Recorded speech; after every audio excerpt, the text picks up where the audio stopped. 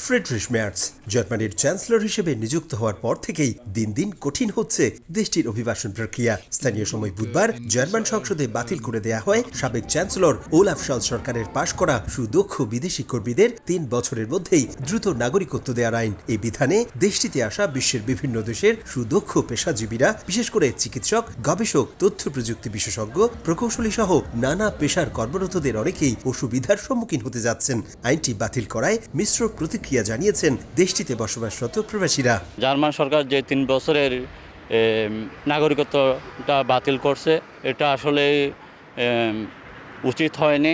যারা আমার পরিচিত উচ্চশিক্ষার জন্য স্কুল ওয়ার্ক নিয়ে আসছেন, ওরা আসলে হতাশাগ্রস্ত হবে। আমি মনে করি এটা বহাল রাখা উচিত। অনেকে আছেন এখানে পাসপোর্টটা নিয়ে অন্য দেশে চলে যায়, সেই দিকে এখানে ট্যাক্স ফাঁকি দিচ্ছে, সুযোগ সুবিধাটা নিয়ে অন্য দেশে পাড়ি জমাচ্ছে, সেটা জার্মানির জন্য অনেক ক্ষতিগ্রস্ত হচ্ছে। আমাদের অনেকেই আছে 8-10 বছর জার্মানিতে আছে, এখনও সেই অনেকেই পাসপোর্ট পাচ্ছে না।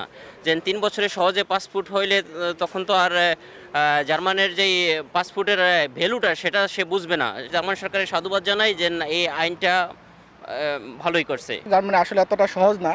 এখানে স্টুডেন্টরা আসার পরে যে সমস্যাটা সবচেয়ে বেশি সম্মুখীন হয় সেটা হচ্ছে ভাষার জটিলতা, তারপরে ভাষা ম্যানেজ করা এখানে অনেক কঠিন। এদিকে জার্মানিতে অভিবাসন ও নাগরিকত্ব আইন কড়াকড়ির অংশ হিসেবে আবেদনকারীর কেউ যদি সন্ত্রাসী সংগঠনের সমর্থক হন, দেশবিরোধী কর্মকাণ্ডে লিপ্ত থাকেন কিংবা ইহুদি বিদ্বেষী এবং উগ্র ডানপন্থায় বিশ্বাস রাখেন, তাহলে সেসব আবেদনকারীর কাছ থেকেও জার্মান নাগরিকত্ব কেড়ে নেওয়া হবে বলে জানিয়েছে দেশটির স্বরাষ্ট্র মন্ত্রণালয়।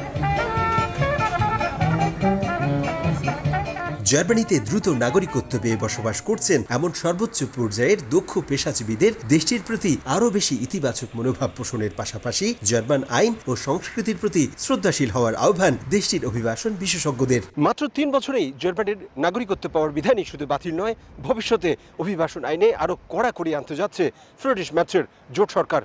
এর ফলে বিদেশি দক্ষ পেশাজীবীরা জার্মানির মতো এত উদারপন্থী দেশের প্রতি আগ্রহ হারাবেন বলে মনে করছেন এদেশের অভিবাসন বিশেষজ্ঞরা। জার্মানি থেকে বিটু বড়ুয়া, সময় সংবাদ।